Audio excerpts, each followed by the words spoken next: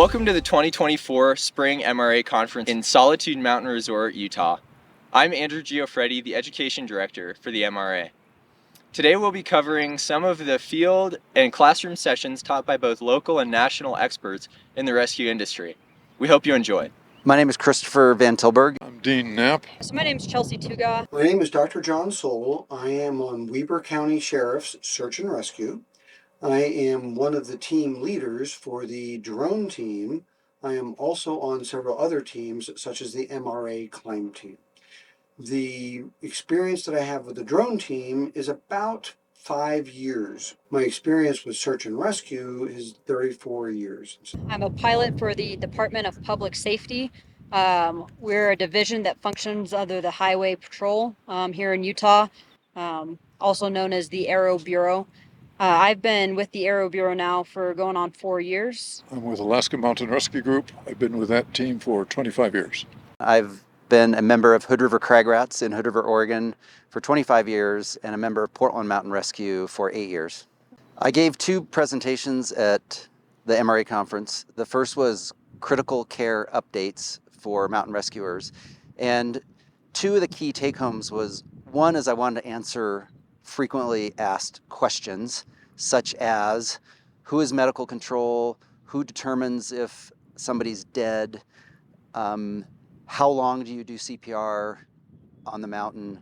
So I wanted to answer those questions and provide resource to rescuers who don't have a huge, extensive medical background.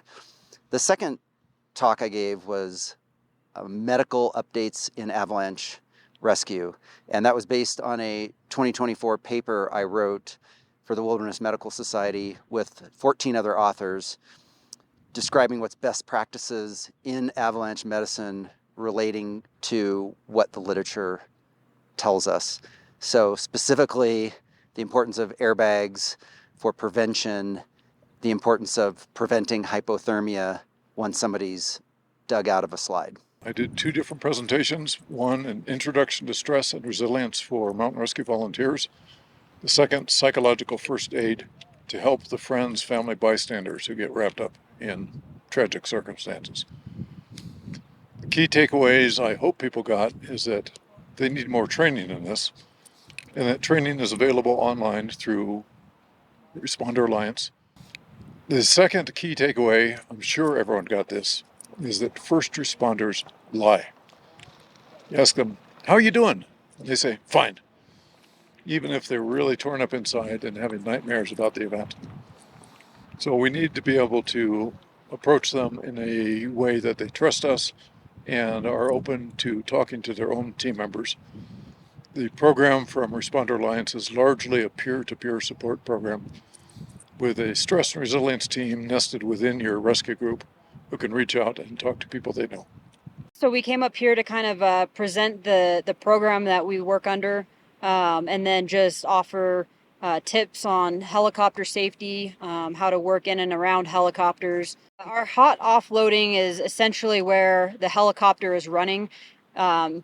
It's hard on the machine, as well as it takes a lot of time to be shutting it on and off every time you're loading people on, taking them off, moving them in and out of the rotor disc.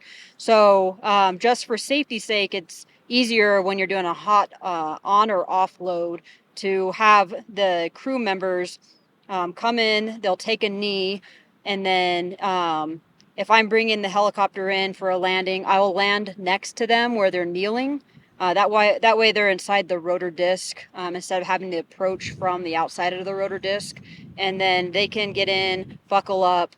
We can go do the flight or the mission, come back, and then the hot offloading is essentially the opposite, where they'll get out, make sure that the seat belts are all buckled up so they're just not flapping out the doors and stuff when I go to take off.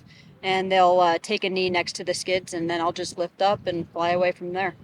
My primary goal coming here today was trying to provide search and rescue members with the opportunity to have some exposure to helicopters, so it's not something new that they might end up with on a rescue one day.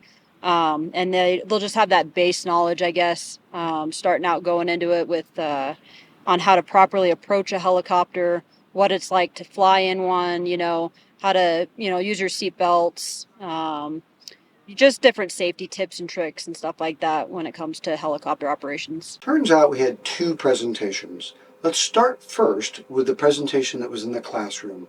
Our goal there was to show what the minimum was that was needed to break into having a drone team on your SAR team. And then we also wanted to be able to expand that so that you could see what would be needed if you had a drone team that was just getting started. How could you improve that and expand your existing SAR resources for the drones to integrate them into your team? Then we also had a field session. In the field session, the main points that I wanted to have is that there are multiple ways to use drones in SAR. One of them is very minimal amount of equipment. You can stick it in a backpack. You are completely field capable.